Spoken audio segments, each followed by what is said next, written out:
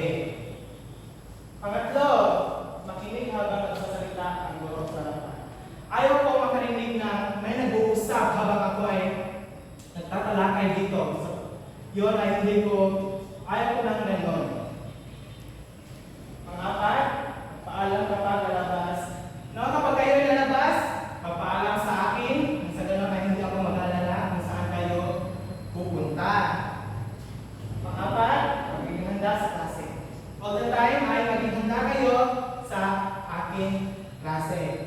At bago ko simula ay bibigyan ko muna kayo ng headband. Okay? Ito ang tinatawag na all about me.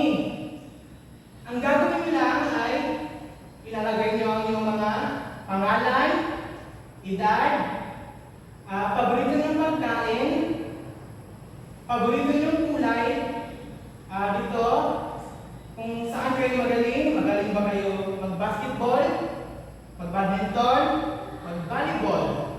Okay? Kayo na bahala kung ano yung ilalagay. Dito naman, bandang gilid ay ang gusto mong superpowers. Kung gusto niyo bang lumipad, kagaya ni Superman at Batman, okay? Kayo lang bahala na maglagay. Ngayon ay bibigyan kayo isa-isa. Yan, isa-isa nyo.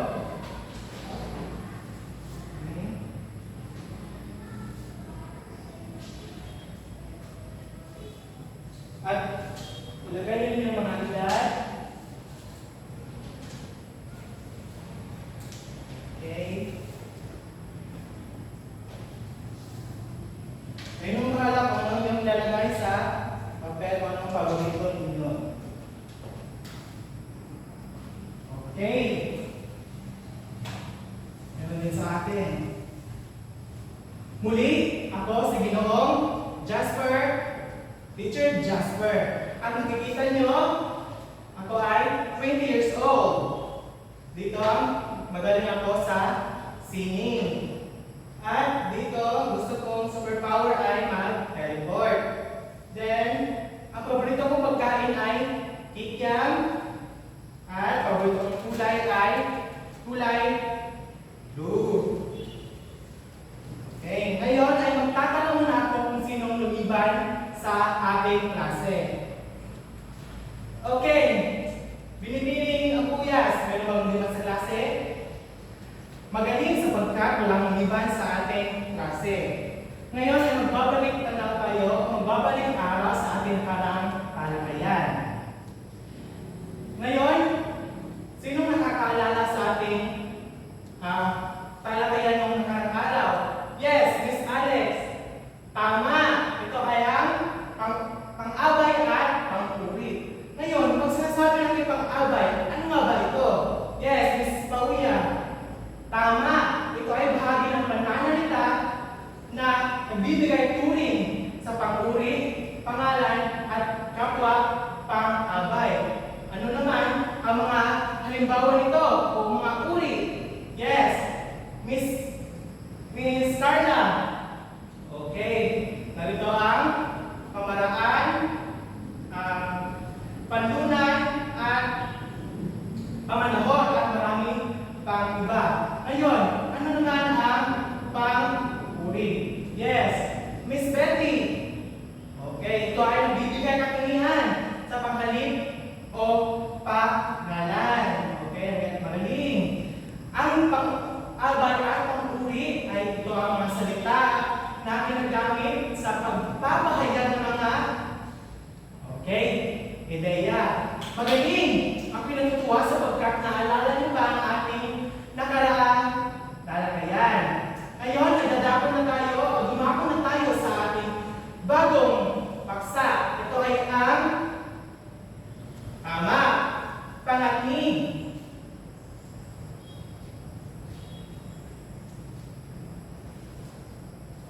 Okay. Ngayon ay pag-uusapan natin ang nagagamit ang mga pangatnig. Kung saan ba ito gagamitin.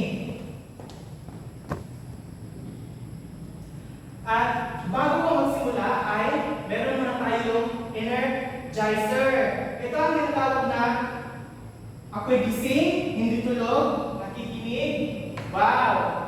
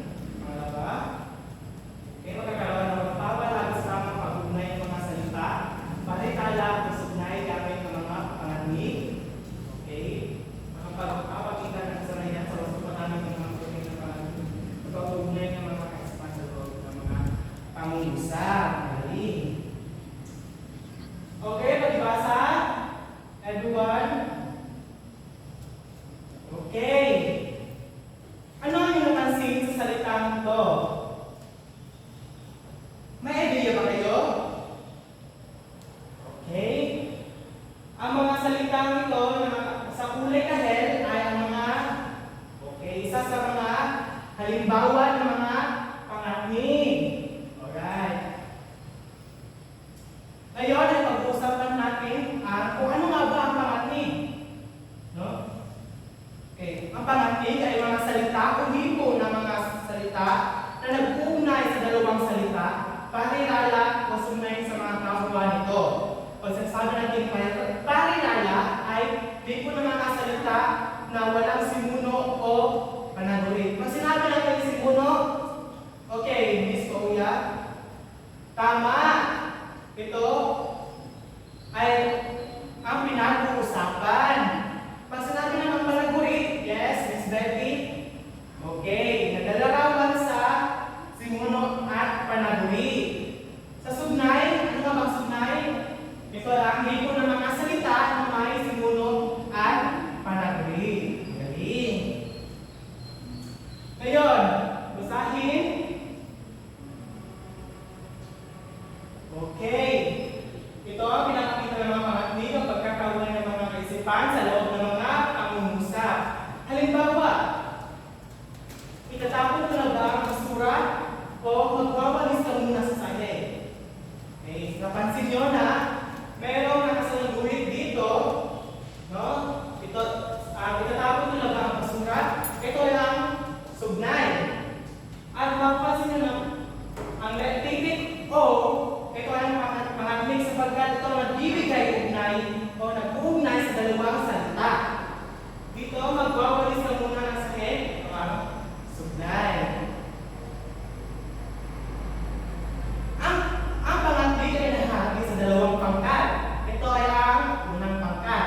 Ang unang pangkat ay ginagamit sa pag-uugnay ng mga salita, parirala o sugnay ng mga katimbang.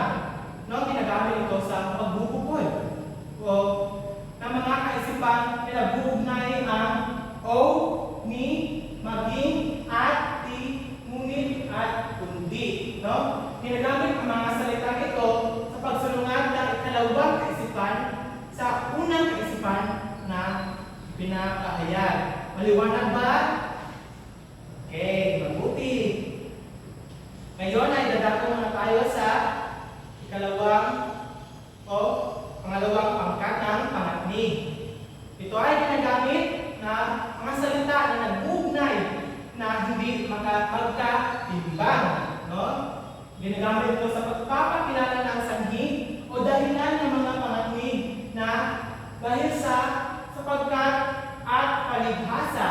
No? Ginagamit ang mga salita ito upang panlinaw sa kaisipan ang mga pangatni na kaya o ngayon at sana.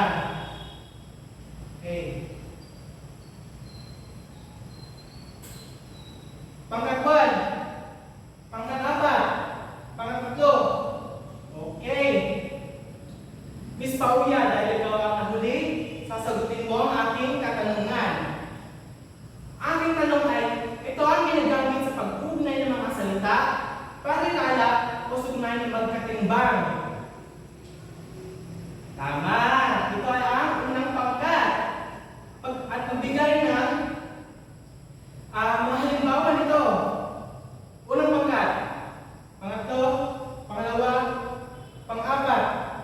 Okay, Miss Gian, dahil ikaw nahuli, magbigay ng mga halimbawa ng unang pangkat na pangatni. Meron pa ba? Ano pa? Magaling! Ako'y natutuwa dahil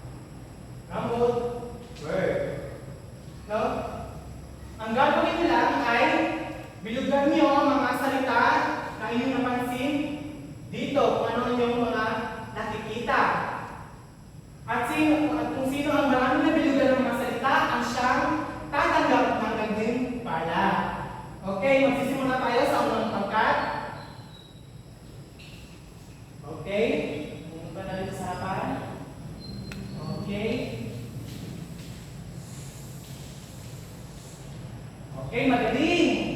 Pangalawang pangkat. Okay, pumunta na rito. Okay. Magaling. Pangatlong pangkat. Okay.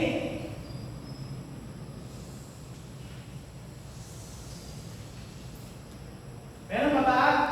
Ikaw, meron pa ba? O, sige. Pumunta rito.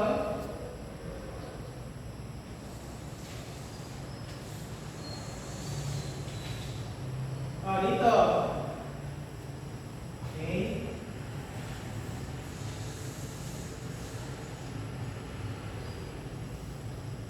Panghuling pangkat.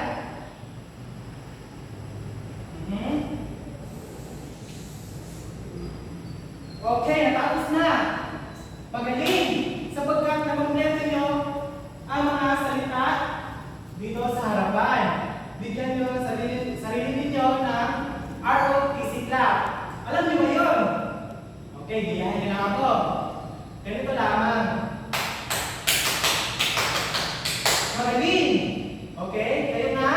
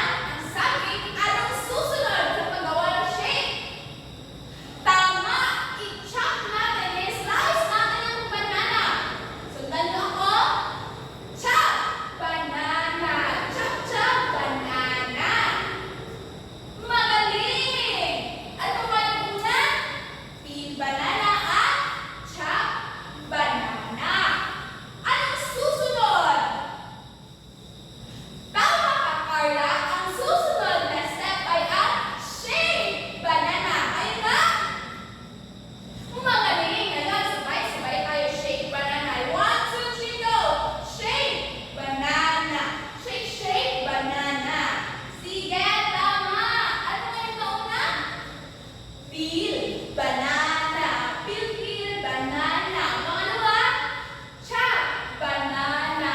Chop-chop, banana. Pangatlo, shake, banana. Shake-shake, banana. Pagtapos ng shake, anong susunod? Tama! Inumin na ang shake. So, inumin natin ang shake. In 1, 2, 3, go! Sabay-sabay! Drink! Banana! Drink, drink! Banana! Banana! Banana! No more banana! Pagkatapos ng drink, may banana pa ba? Wala na dahil ininom na natin. Sige, sige. Magsimula tayo sa pinakauna. Pin banana, chop banana, shake banana, and drink banana. Sige, handa na ba ang lahat? Okay, magsimula tayo. Saan ba to? Pil, banana. Pil, banana. Chop, banana. Chop, banana. Shake, banana. Shake, banana. Drink, banana. Drink, banana. Banana, banana. No more banana. Magaling, bigyan naman ng pasigabang palakpakan ng ating sarili. Okay, magsiupo na ang lahat.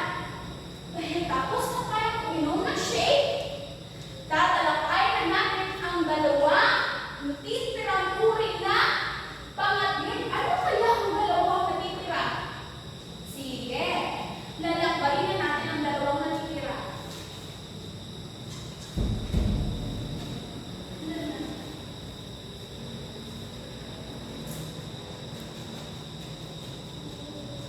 Sige, ito ay ang panulad na pangatid. Sige, panulad na pangatid. Basahin natin lahat. Okay? Ang panulad na pangatid ay ginagamit sa pagtulad ng mga pangyayari o gawa. Juan, maaari mo bang basahin ang mga salitang halimbawa ng panulad na pangatid? Okay. Okay. Okay. Tama ka, Juan. Bigyan natin ng very good si Juan. 1, 2, 3. 1, 2, 3. Very good, very good, very good. Ang galing ni Juan. Magaling tayong lahat dito. Ngayon, kung gagamitin natin ang mga halimbawang sinagot ni Juan, ito ay ang kung ano ang iyong itatanim, siya rin ang iyong ano? Tama! Siya rin ang iyong aanihin. Sino gustong bumasa sa pangalawang pangungusap na halimbawa? Okay, Pedro, basahin mo ang pangalawang halimbawa. Magaling, magaling. Bigyan natin ng palakpak si Pedro.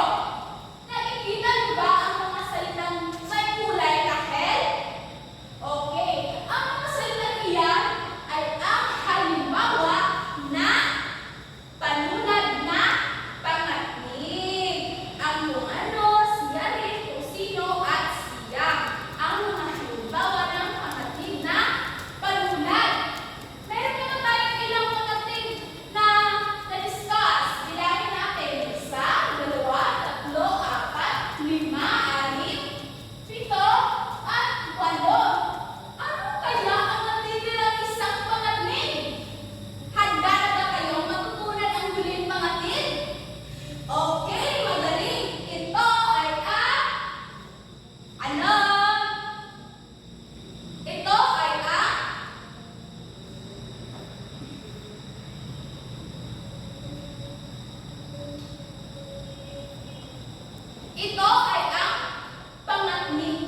pangatid na panimbang. Sige, basahin natin ang pangatid na panimbang. Okay, ang pangatid ng panimbang ay ginagamit sa pagdagdag ng impormasyon o kaisipan. Ang mga salitang halimbawa nito ay ang, at saka, pati, kaya. At kung